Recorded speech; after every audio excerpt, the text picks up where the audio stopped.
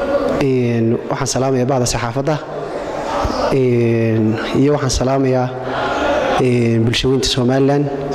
waxaan leeyahay marka koobaadna waxaan ilaahay weydiisanaynaa raxmaadka inuu ilaahay noo shubo abaaraha naga soo jabiyo ayaan weydiisanaynaa waxaan leeyahay ummaduna gacmaha sare ha u taagto waxaynu joognaa xilligii roobaadka ducadana hala badiyaan leeyahay inta waxaan ku soo gabagabeynayaa baaqaan u dirayo ummadda inay had iyo jeer ilaahay baryaan ayna cidna waxba ka sugin halkan waxaan shirkayga jiraayid kaga hadlayaa oo la hadlayaa gudoomiyaha maxkamadda sare waxaan leeyahay haddii aan nahay xisbiga ucud madaxdiisa gobolka Awdal anigoo ah xogeeye xisbiga ucud ee gobolka Awdal Xasan Cabdikariim Miyaad waxaan leeyahay gudoomiye waxa lagu keenay xisbiga ucud waxa uu ku keenay dhalinyartii ama musharaxiintii xisbiga ucud ee ku feelgaroobay ee xeerkii jabiyay xeerkii lambar 14 jabiyay ee ahaa musharaxa waxa uu xubinimadiisa waayi karaa hadduu xisbi kale ku biiro xeerkaas marka ilaa inta laga gaarayo waqtiga doorashada waxaan leeyahay xeerkaasi gudoomiye kulli xaq baan u leenahay inaad ka qabato waxaan sugaynaa ilaa maalintii la keenay ilaa imika adiga ku fadhiya waxaan leenahay inaad xeerka fulisay baaqaasan ku soo jeedinayaa xaqna waan u leenahay ka xisbi ahaan inaan bedelkoodii keeno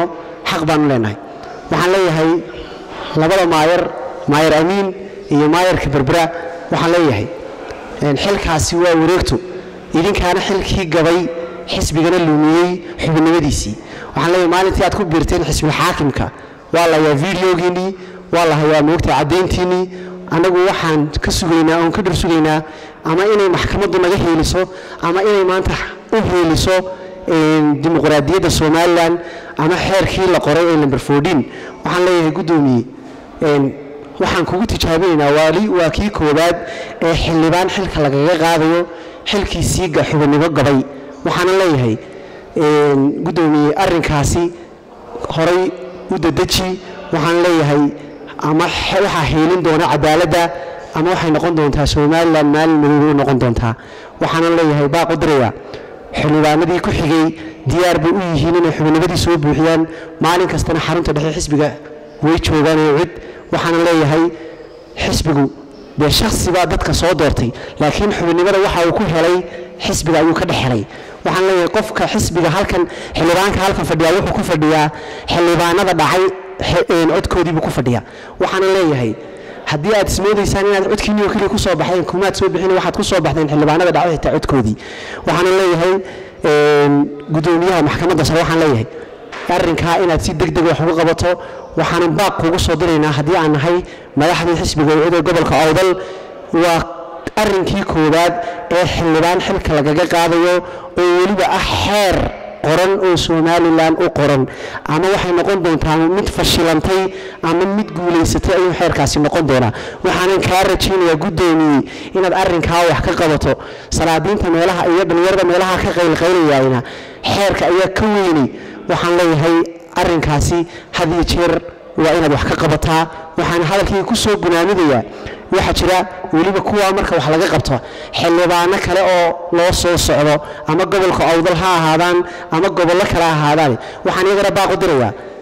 in og yihiin dambigii ay ka galeen xisbiga iyo xubinnimadii ay lumiyeen kuwa kalena waxaan leeyahay inta imika lagu keenay waa barbilow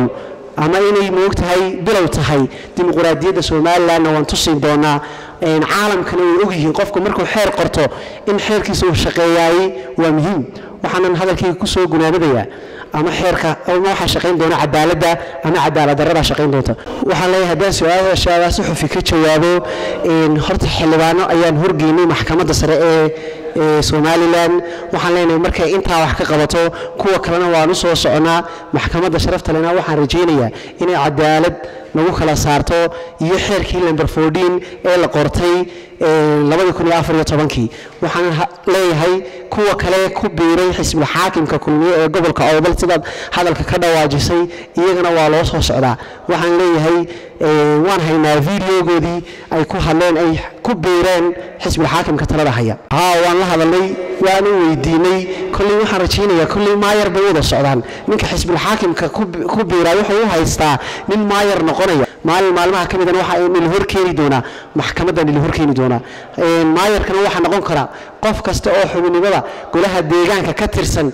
waxa soo doorta golaha ayaa soo doortay xukuumaddu ma soo doorato waxaan leeyahay haddii aad maayar rabtaan idinkoo xisbiga wicida ayaad heli lahaydeen waad arkaysaan inay maayar ka ahaayeen